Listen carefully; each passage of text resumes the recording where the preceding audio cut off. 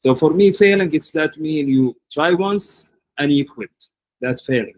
But if you try once and you kind of close that business and go to the next one, the third one, until you reach your goal, that's maybe.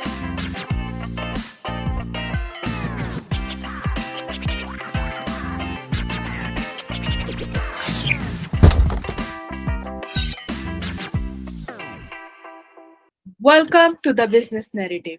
I am your host, Vajiha Nateem. Today we are diving into the entrepreneurial journey with Ahmed Abbas, a visionary who took the bold step from the security of a stable job to the uncertain world of business. We will explore the challenges he faced, from conquering self doubt to mastering financial pressures. Plus, we will get his insights on evaluating startup ideas, creating effective sales strategies, and much more. So, just let's get started. So, Ahmed, how are you? Thank you, Wajia, for having me in the podcast, and I hope to add a valuable lesson to the entrepreneur that listening to your podcast as well. So, could you please introduce yourself and tell us about your journey? So my name is Ahmed Abbas. I'm the co-founder and CEO of a fintech startup called Lamha. We're trying to build like automating the financial department process for SMEs. For me, I hold like a master degree of science and finance from the United States. I came back to Saudi into 2012. I worked within Saudi Airline for a while, and then on March 17th of March 2019, I kind of quit my corporate job and start my entrepreneurial journey. I had like a small businesses on like export and trading suite in the beginning, financial consulting firm helping SMEs getting loan. And then also I started my fintech journey with a peer-to-peer micro lending platform called Mawilni.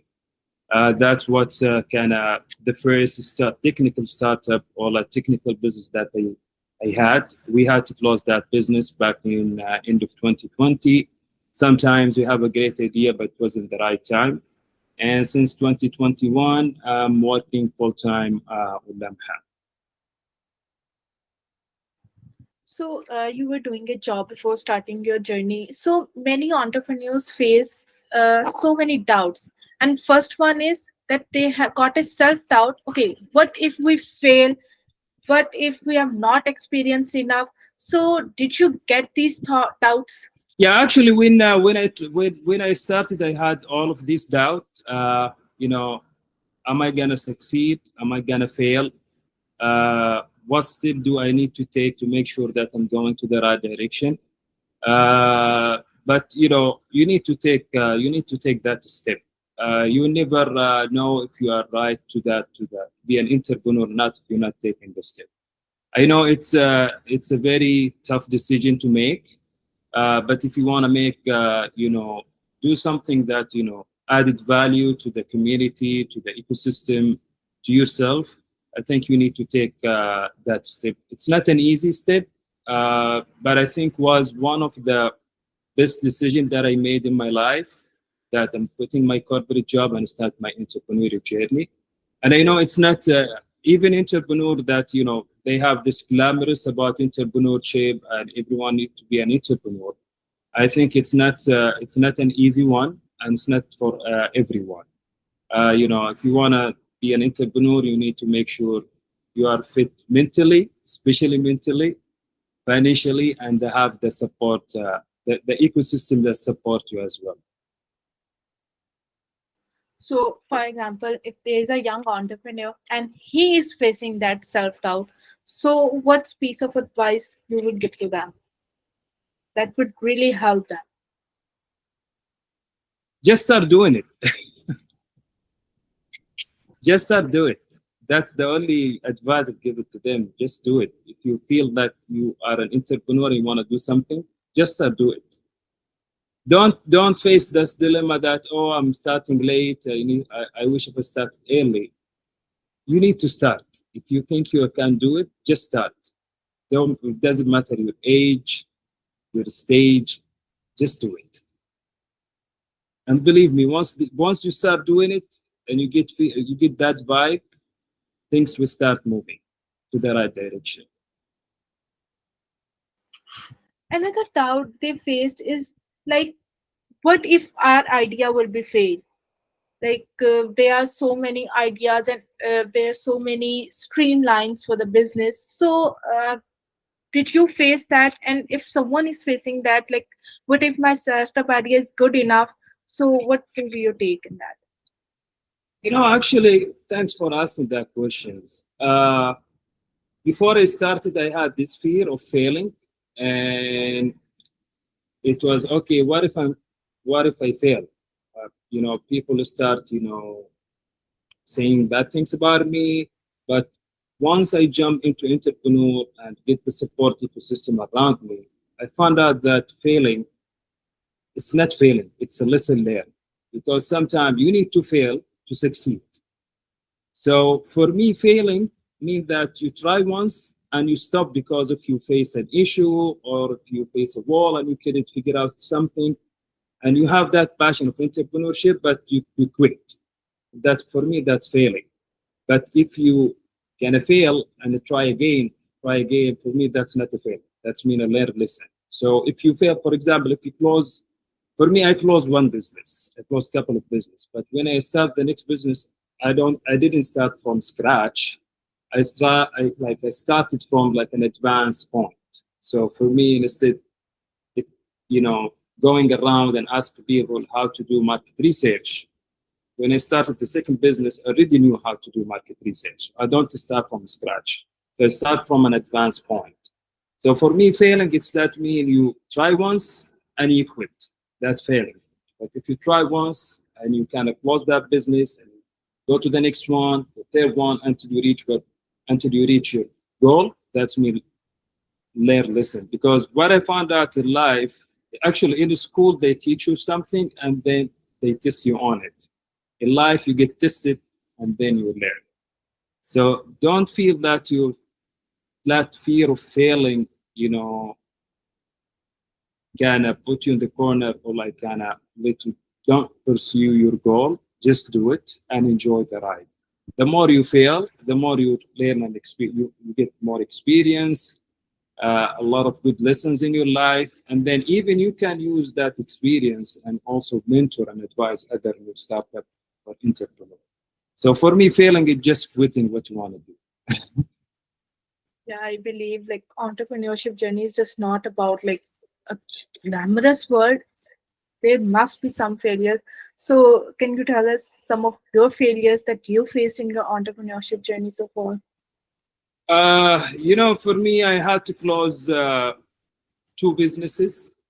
The first one was like we were like importing sweet to Saudi, and because I doing in the same time my other fintech company, the first fintech company, the same time, so I couldn't run the two business, with the same hype and the same kind of enthusiasm. So I had to close that business. And we had like a lot of issue with the operation.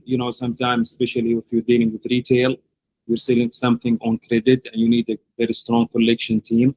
And I was also managing the finance department, so I couldn't manage two businesses at the same time. So for me, it was okay, guys, we are bleeding money. So for us, the right decision was okay, let's collect what we have in the market and just shut down this business because we're not going to continue on it. The other one is my other fintech startup.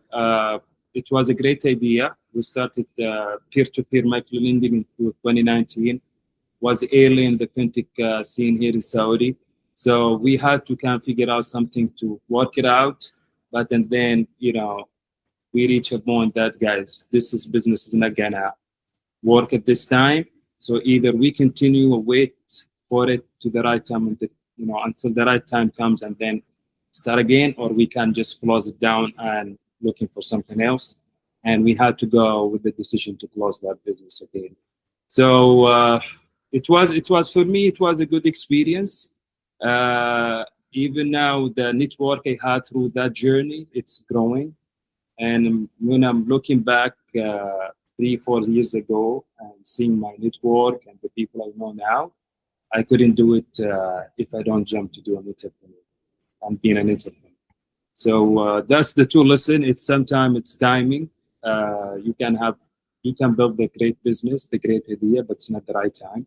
So don't be attached to your idea because you might have that hard decision to close it. And if you're bleeding money and you don't know how to cover it, and even if you want to cover it, it will take you longer time. I think that's another lesson from my previous business that I had to close. What skills helped you the most in starting your entrepreneurship journey?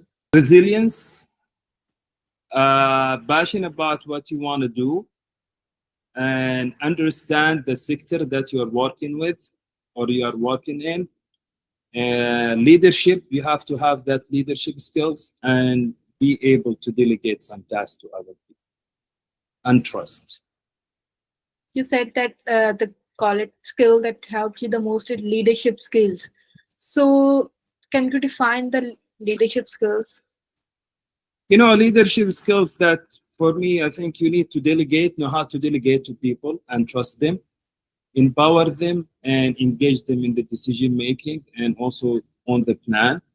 And you are as a leader or as a founder of a company, you need to make sure you can bring everyone in the same direction with the same vision that you want to build. Otherwise, I think everything can collapse. So, if someone wants to start their business, so what's your suggestion that these skills must have into the entrepreneur, or anyone can be an entrepreneur? I don't think anyone can be an entrepreneur because it's entrepreneurship. It's good, it's great, but I don't think it's fit for everyone.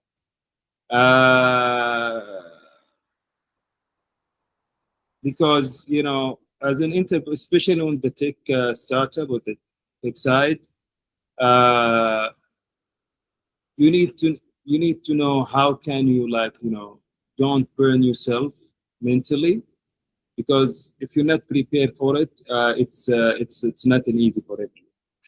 So you need to be at least passionate about what you want, resilience, and also kind of you you need to be between rushing things and make things moving slowly, because sometimes if you move very fast you might crash and sometimes if you move very slowly you might lose the opportunity to shine or even have a successful business. So you need to have to be in the middle. So yeah, I think resilience, passion, know how to delegate and how to hire the right people and give them some time the will to drive the thing that you can hire them to do. And I think what else you're gonna have to do, it's there is a rule of 10-80-10, that when you have a new team you can give them the right what you want to do, like 10%, let them do the 80%, and then you come at the end just to refine things and just push it to the market. So, I've got a question. You were doing a job. So, Yeah. someone wants to start their business and they just ended their education.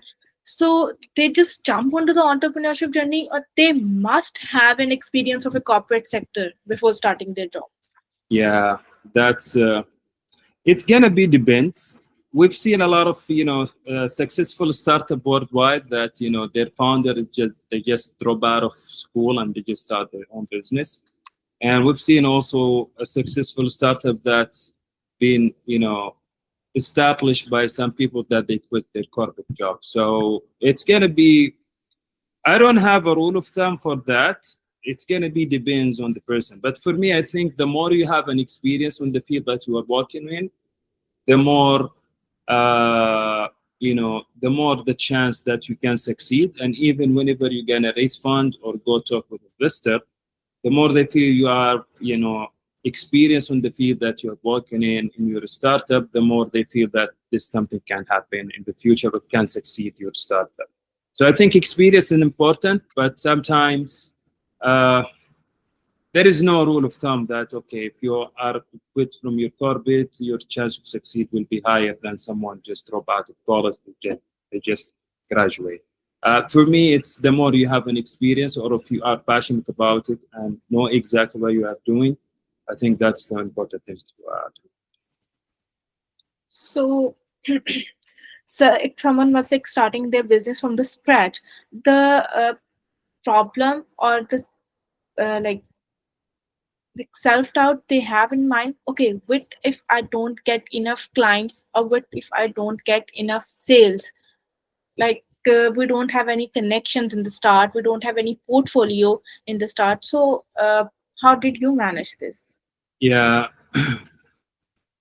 So in the beginning, before even you start your idea or even pursue it, you need to you need to know exactly why you want to pursue it. If it's like a real issue that you're facing, or if somebody else has faced this issue and you want to solve it. So there is a couple of ways that can make sure that you are, because whenever you're gonna build a startup, you need to go after a huge market, like market with billion of dollars of the size of that market. So before even you start your idea, you need to go and do your market research. It's not just okay, I have this idea, you just start working on it and develop your solution and just sell it to market.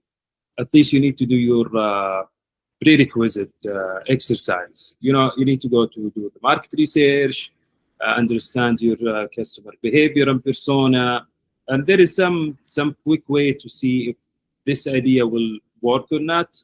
You can just build uh, a landing page and have a call of action that where people just can come and try to buy whatever you want to build, and then just say, guys, this is kind of like a trial to make sure that there is enough market for this solution. And then you're gonna start your MVP, the minimum value product that can rush it to the market, and then just get feedback. So in early stage, you need to be very work closely with your client, get feedback from their side, and there is, and also you need to put a strategy. You cannot just gonna go in the market and do digital marketing, SEO, as you need to have a strategy at the beginning. How you gonna go to market? At least you need to set that. See, either you're gonna partnership with some other player in the market that can open door for you, or just focus on SEO or ads campaign, and then from there you can see the traction, or how the customer behavior with your product. So there is a lot of different way to tackle sales. For me, I prefer sometime depends, since I'm working on the B2B sector, it's always good to go and partner up with some other player in the market that they complement your service, so they can open doors for you with their client. So, as you are in a financial industry, so what advice will you give to the entrepreneurs to manage their financials As a startup or as a person? as a startup? uh, as a startup, you need to understand your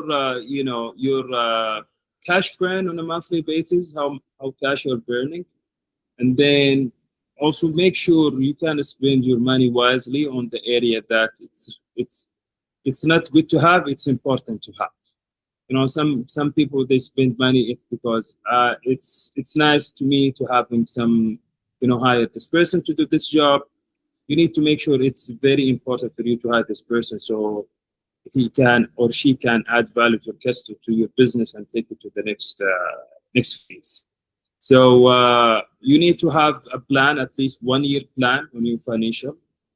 Make sure to monitor your cash burn, and if you have a revenue as well, you need to monitor that and how's the growth of your revenue. But if you are in early stage, you don't have revenue yet, you need to make sure closely watching your cash burn, especially for the first year until you start raising fund, or you start your company gets some more attraction and you can do your fund, raise your fund the next round or whatever you do. It's often said that you must have a 1 year expense in your hand.